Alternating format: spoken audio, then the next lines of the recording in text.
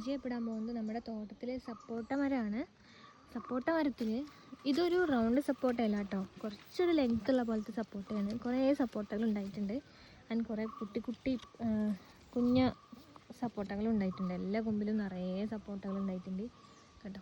ഇതൊക്കെ ഫുള്ളായിട്ട് സപ്പോട്ടയാണ്, എല്ലാത്തിലും ഫുൾ സപ്പോർട്ട്. അപ്പോൾ ഇനി നമുക്ക് ഒരു ഫുള്ളായിട്ടുണ്ടായിട്ടുള്ള ഒരു സപ്പോട്ട ചെടി കാണാം.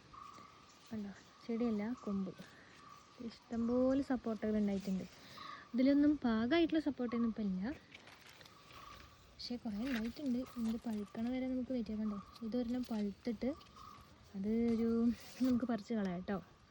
അല്ല, ഇതും പഴുത്ത് നിൽക്കുന്നുണ്ട് കേട്ടോ. ടേസ്റ്റ് ഉണ്ടോ നോക്കാം നമുക്ക്.